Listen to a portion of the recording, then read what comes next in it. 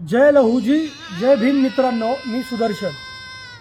1935ला doctor Babasaheb आंबेडकरांनी येवला या ठिकाणी धर्मांतराची घोषणा केली.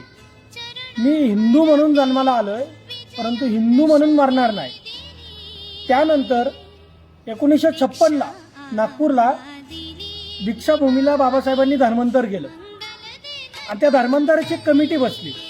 त्या धर्मांतराच्या कमिटीमध्ये महत्त्वाचे पदाधिकारी किंवा बाबासाहेबांच्या विश्वासातले जे सहकारी होते ते मातंग समाजाचे होते.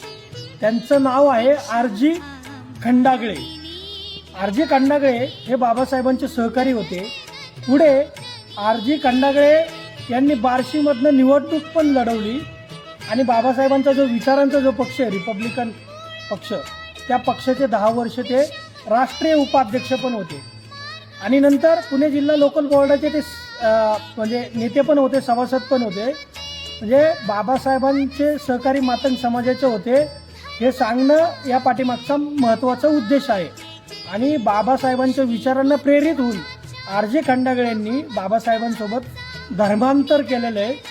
आरजे खंडागळेंची जी महत्त्वाची जी ओळख आहे, भूमी हक्क आंदोलन नावाचं एक आंदोलन उभं राहिलं आणि त्याच्या आंबेडकरी विचारांचा एकदम सक्षम नेता म्हणून आरजे खंडागळे सरांकडे पाहिलं जायचं.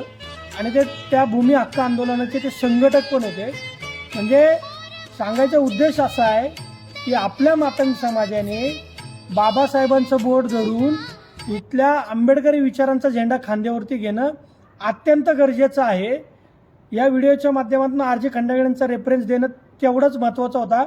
माझ्यासारख्या तरुणांनी, तुमच्यासारख्या तरुणांनी बाबासाहेब आंबेडकरांच्या विचारांचा झेंडा आपल्या खांद्यावरती घेणं ही आपली जबाबदारी समजली पाहिजे. सर्वांना क्रांतिकारक जय भीम, जय लहूजी.